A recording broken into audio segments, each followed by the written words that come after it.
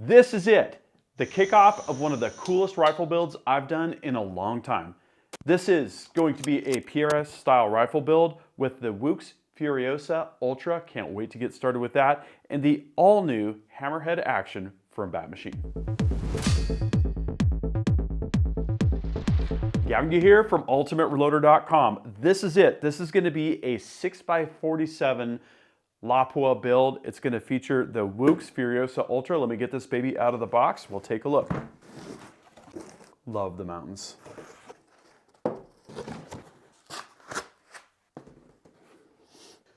So here it is, the Furiosa Ultra stock. I'm going to get into that in just a moment. We've got a Timney Calvin Elite trigger for the Remington 700 with adjustable shoe. The Leupold Mark IV HD, this is all new, 6-24x52. Treble, reamers, and gauges. The all new Bat Hammerhead action with 75-degree bolt throw, multiple bolt stop options to optimize the throw for your particular cartridge. We've got the Hawkins Precision M5 DBM. This is our go-to DBM. This particular stock does not come with a bottom metal, so that's something that you're going to need to think about, and it's available at the WOOX store. We've got a Krieger 6mm 1 7.5 twist barrel blank.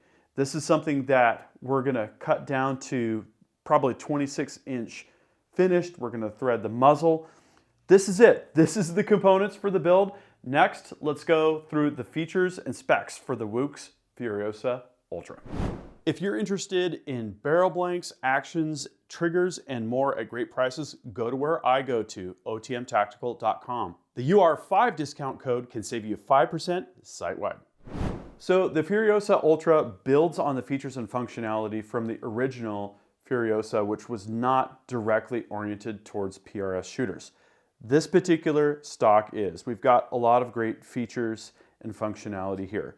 So this is hybrid construction is how I would describe this. We've got American walnut, and then we've got 7075 CNC machined aluminum, right? So the chassis is aluminum, the accent pieces are walnut, and that gives this a very distinctive look, and it gives it a very distinctive feel. For instance, the cheek riser is not going to feel cold like an aluminum cheek riser would, or aluminum buttstock in cold weather. We've got micro adjust cheek riser, micro adjust length of pull. We've got QD. We've got an integrated bag rider. We've got M-lock along the sides of the forend, and a full length ARCA rail is included. And that to me is absolutely awesome because we have moved to ARCA for pretty much all of our forend accessories, right? Like a bag rider for the bench rest or for something like a bipod. So this thing is pretty much set and ready to go. The bottom metal is separate with an M5 cut, as I mentioned previously. Compared to the Furiosa, we've got a vertical grip where the Furiosa has an angled grip. We've also got a longer forend, it's about 3 inches longer, and we have that integrated ARCA rail, which the Furiosa does not have. The Furiosa also does not have the integrated bag rider, right? So this is, along with an M5 bottom metal, a great baseline setup for us to fine-tune and customize for our particular shooting style. Some of the key specs: 13.5 inches to 15 inches length of pull adjustment range. It's 34 inches overall length, 4.5 pounds weight, just this alone without the bottom metal, and it can accommodate a 1.2 inch shank barrel, either straight or tapered in the barrel channel area. Next, let's take a look at pricing and the Ultimate Reloader discount. Okay, so pricing and discount. As of May 2024, I just brought up the WOOX store product page for the Furiosa Ultra. I put everything in the cart. I applied our Ultimate Reloader 10 discount code, which gets you 10% off any of the products site-wide, which is awesome.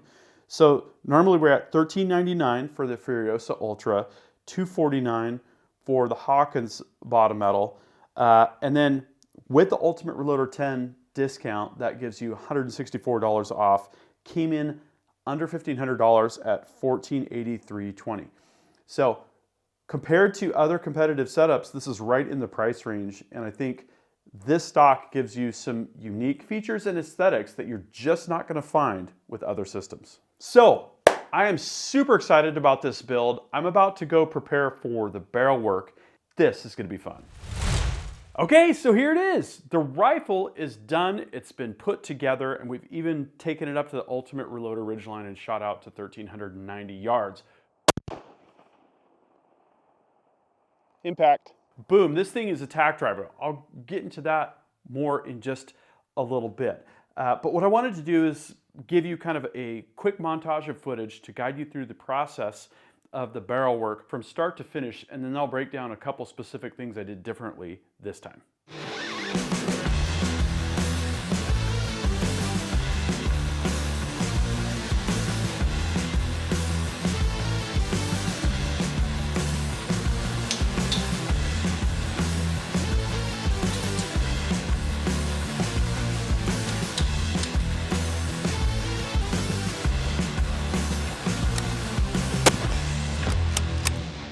If you're interested in doing this kind of gunsmithing, including chambering, muzzle threading, Cerakote, and more, go to schooloftrades.edu and check out the Colorado School of Trades. So this was the first time I've chambered for the BAT Hammerhead. That's the all-new tactical action for BAT machine. 75-degree bolt throw. It's got different bolt stop options for different throw lengths. Really cool action, but the good news is technically I've already chambered for it. Why and how? Well, the BAT Igniter, which is the more value-oriented tactical action, the repeater, and also the Bumblebee, which is the aluminum action, have the same exact tenon specifications. So it's really cool that I can take this 6x47 barrel and I could install it on my Bumblebee or my Igniter. This interchangeability is really cool. And the other thing I like about this specific tenon design is there's no counterbore. In talking with BAT Machine, the TR has the counterbore more for legacy reasons because the Remington 700 has it, the old legendary 3 rings of steel, that sort of a thing. But as Bruce and I proved in the 308 to 300 Win Mag high pressure story, the counterbore is not necessary, even when you're pushing pressures way beyond where you should, like destructive testing or limited scientific experimenting like what we did. Do not try that at home. Okay, back to the barrel work. So this is a Krieger 1 7.5 barrel blank that I started with. I finished it at 26 inches, and a couple of things that I did a little bit differently this time. As you can see here, we've got 2 reamers. This is not a rougher and a finisher, as you can easily see. This is the body and neck reamer on the one hand, and then the throater on the other hand, right? And what's cool about this setup is we could take our own specification or a customer's specification and provide exactly the right free bore for a specific load, for a specific bullet, for different magazine and cartridge overall length constraints that the customer might be concerned with, and so on and so forth. And this is not the first time that I've done this process. I've also done it with a treble gauge and reamer set for 6.5x47 and also 50 BMG. So you're definitely going to want to check out those videos for sure. And really what you do is you do the basic chambering process as you would with an all-in-one reamer, where you've got body, shoulder, neck, and throat kind of all on the same reamer. We're still looking at the shoulder as a datum when we use our go and our no-go gauges to establish where that chamber depth should be. And then when we're done with the primary chambering process, we come in with the throater. And the alignment of the throater is a little bit less critical because this is a long and flexible reamer, right? So I actually just chuck this in a drill chuck, whereas for the Precision Matthews PM1440 HVT2 variable speed lathe I was using, I made another 12 millimeter reamer holder like the one I have for the TL1660. And so just like I do with my 7/16 inch shank reamers for the USA reamers, I machine these reamer holders in place. It gives you perfect alignment with the headstock, regardless of what's happening with your tailstock, especially vertically. There can be quite a bit of variation there from the factory, right? So it's a really, really good way to go, and you can hear the difference when you start doing that work. Okay, so One other tool that we need for this process of separate throating is this freebore gauge from Treble. And what this mimics is the case rim on the one hand, on this side, down at the base, and then also the ogive area of the bullet, right? So there's a slight taper here that mimics where the ogive is on the bullet. And you can therefore do the same kind of headspace checks, stick out checks, however you're measuring your headspace with this gauge, and that's exactly what I did. And after getting the rifle put together and after loading some ammo and shooting it, I got the cartridge overall length dialed perfectly. So another thing that was unique about this build was I was looking at this WOOX Furiosa Ultra, and I was just looking at the tones of the black metal and the nice walnut wood color, and I thought, I really think a polished barrel would go best with this. I do a lot of Cerakoting of barrels. This time I decided to polish it, and what I did was I chucked it up in the lathe. I've got a solid chunk that screws onto where the threaded muzzle is, and then you can use a live center on the other side where your chamber entrance chamfer is. The tool actually turns with the barrel. It's got bearings in it. And I proceeded to go up through different grit ranges. I used a little bit of oil on the barrel to prevent the sandpaper from clogging up. I went all the way to, I think it was 2000 grit, and just kept going over the areas again and again and again until I got the desired look. And it really does look cool. I think this is the right look for this rifle. It, in a way, kind of highlights the stock kind of as a separate thing. So that was fun. So this was one of the smoothest rifles to put together in terms of assembly, right? We've got the Hawkins Precision M5 DBM bottom metal. It came with action screws, right? I used those action screws. Everything lined up perfect. I've got a perfectly even barrel gap on both sides of the barrel channel. And yeah, the fit is just really, really great. Good clearance for everything. I can remove the bolt without having to mess with the cheek riser, right? That's always a nice thing. After that, I installed the scope, right? So this is our Mark IV HD 6-24 by 52, and I'm using Leupold 34mm rings. And again, really nice, flawless install there. If you're wondering more about the Mark IV HD, this is one of the new products for 2024. You're going to want to check out the videos that I did down at the Leupold training facility in Proving Grounds. I talked with Leupold engineer John Snodgrass about the Mark IV HD, its design criteria, the goals, some of its unique features like the button lock windage turret.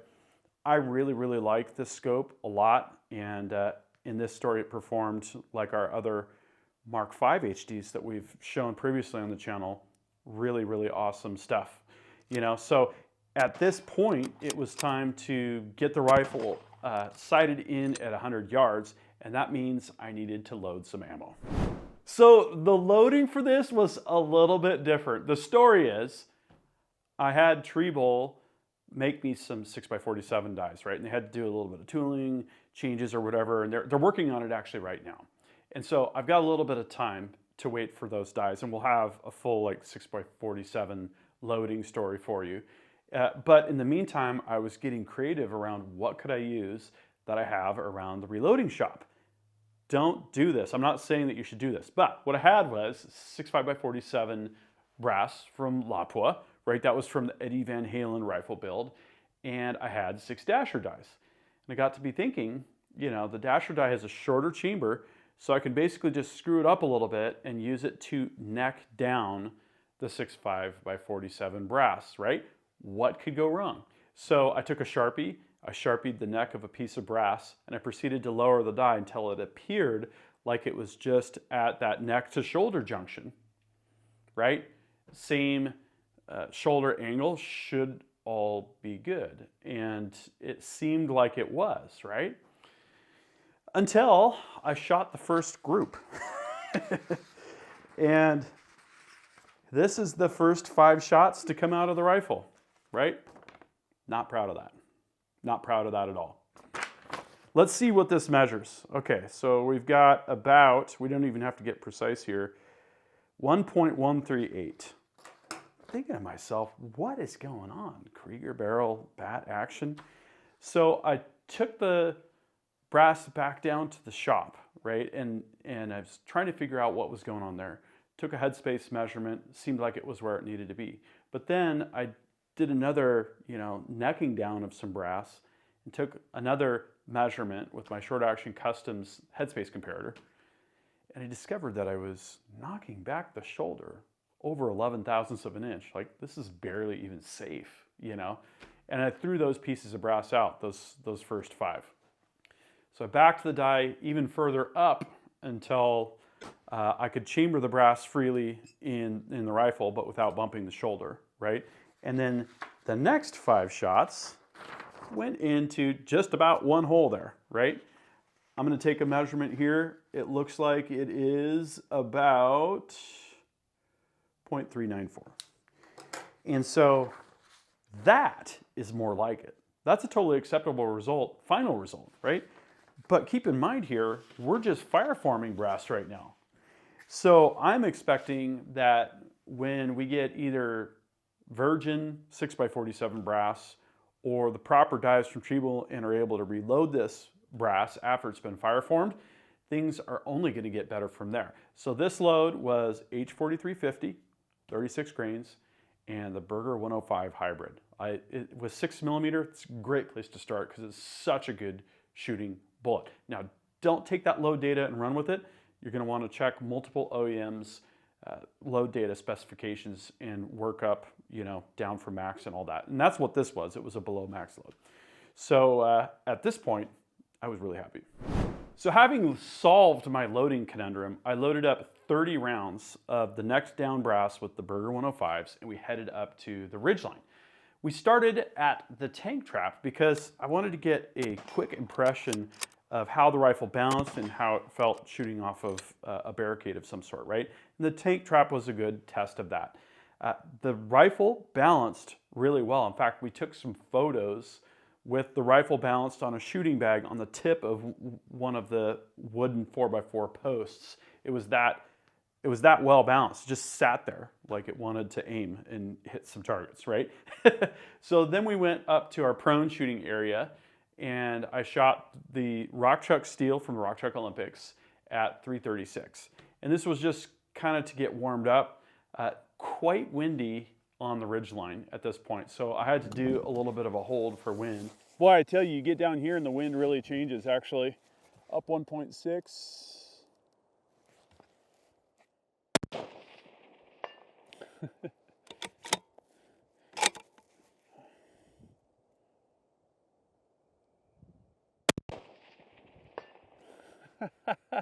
Just punishing that target.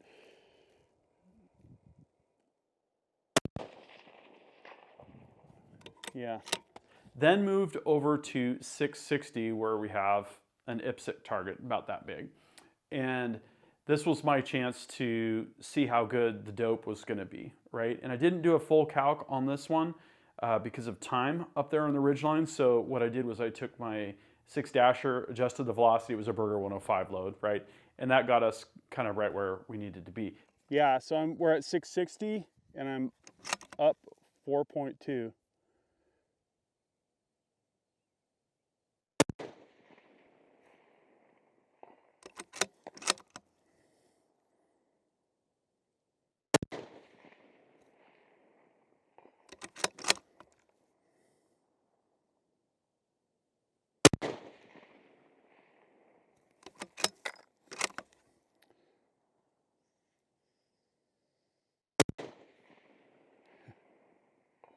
Nice.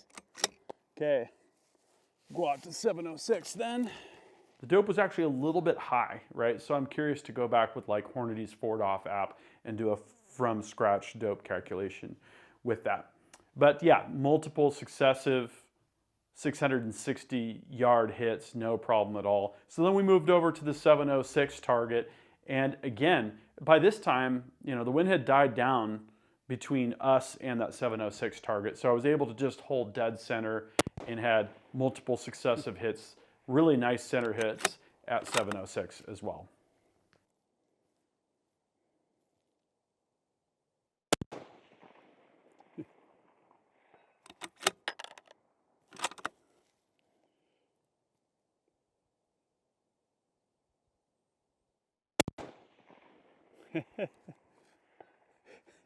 That flashbang is so bright. I can see it with my naked eye right here. Love it.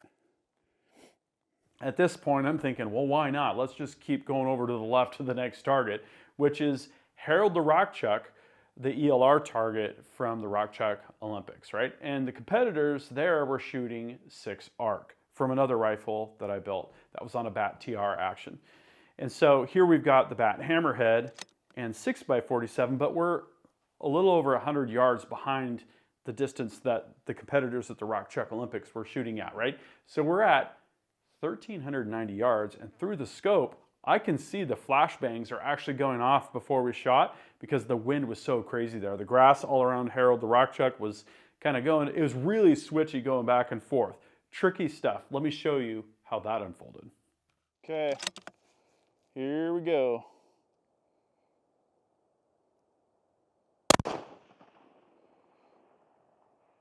Okay, high and to the right. I know this is silly, but I want to ditch your hat out of that. Okay, here. Yeah.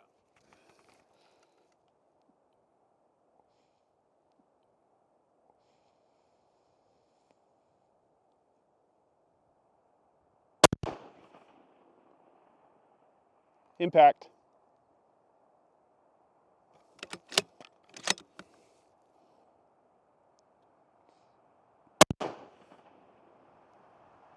Impact.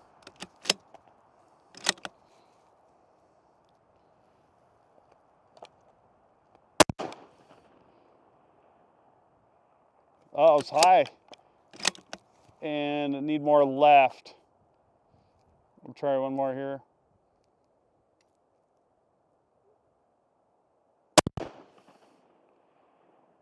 Impact. Nice. Okay, so it was windy. Like, it was really, really windy. And we had different near wind and far wind. So this was a really, really challenging shoot with a 6mm bullet. But man, what great results. We had our first shot, which was more or less a sighter. I saw the dirt puff and I knew I was high and right? So once I got on target, I had 4 additional shots, 3 of which were hits. Given the wind and what was going on, I was actually really happy with that. Now the funny thing was, midway through this string of shots, my camera guy, Tyler, is like, hey, can you move that hat? It's visual clutter in the shot, right? And that's when I just took the hat and I threw it. You know, got to keep the team happy, right? No, but it was fun. It's always fun to shoot this ELR target, especially with calibers that are smaller with lighter weight bullets, because it just feels like a good challenge. And so what I'm left feeling about this rifle is this thing is awesome. I like the 6x47. I think we'll talk about it a little bit more in depth when we do the in-depth reloading video and the load workup. What's great about it? Well, it gives you a little bit more than something like a 6-dasher, but I'm expecting better barrel life than something like a 6 Creed. And I've heard conflicting things about how tunable it is. I've heard it called the most versatile 6mm, and then I've heard other people say it's a little picky when it comes to the powder or the charge or the bullet, whatever that may be, right? We've obviously stumbled onto a really great formula as a starting point, right? When we're shooting in the 3s for a 5-shot group at 100 yards, I'm really happy with that. And again, this is very crudely formed neck-sized brass, right? I don't even have the correct dies, but I wanted to get some results and give you guys a story and get some action going. Then when we get the tubular dies, we'll go more in-depth and we'll get a bit more meticulous. And I'm expecting this to be more like probably a 1/4 inch-ish gun with the right load and the right shooter behind it. Hopefully that's me. So this was fun. I really like the WOOX Furiosa Ultra. It's a really, really nice stock. And I'll just have to say, looking at it in the sun up there on the ridgeline, wow. This is a rifle that you're going to want to look at. This is a rifle that makes a statement. It's a departure from the norm, right? It's not your typical monolithic aluminum chassis. This is really something different, and it's really, really well made. The BAT Hammerhead, this 75-degree bolt throw is magic, right? It's just, it feels tighter, it feels faster. I really, really like it. And they've performed some magic there. It doesn't feel like more stiff bolt lift, right? The rotational force feels roughly equivalent. So I'll have to ask Bruce how they accomplished that. Really good job with the action. Okay, and this is the time when I get to ask you, what do you think of the WOOX Furiosa Ultra? Don't forget, if you use our discount code, UltimateReloader10, you're gonna get 10% off your entire order at the WOOX website. That is a really, really good deal. Also, what do you think of the Bat Hammerhead, right? I personally feel like this is a great progression from where the TR was. It does not have the same trigger hanger system. It has a more conventional Remington 700 trigger pin arrangement. So a little bit of a simplification. Some pros and cons for trigger installation there. The adjustable bolt stop, as in swappable lengths, I think is a really great move on that. Always like the Mark series of scopes from Leupold, the Mark 5s that we have, and now this Mark 4 HD. Really good stuff. So if you have opinions about the 6x47 or anecdotes that you want to share about that, or the WOOX stock, or the Hammerhead, or anything else related to this shooting story, drop a comment and we'll start that discussion. Thank you guys so much for watching. We'll see you next time. That concludes this video, and that means it's time to wrap it up. I hope you enjoyed this video. Don't forget to like and subscribe. Also, we're on Facebook, YouTube, Rumble, where we've got unrestricted content, and Instagram. Make sure to follow us on all those channels. Ultimate Reloader also has a commercial solutions division serving law enforcement, the military, and the gun industry. We have some unique capabilities, including a comprehensive suite of recoil testing and evaluation capabilities, trigger profiling, and more. If you're interested in custom rifles like what we build here on the channel, or gunsmithing services, you're going to want to go to rifles.ultimatereloader.com and get on the wait list. If you want to learn lucrative gunsmithing like what I show here on the channel, including building custom rifles and Cerakote plus a whole bunch more, you're going to want to check out the Colorado School of Trades, schooloftrades.edu. Thanks again for watching.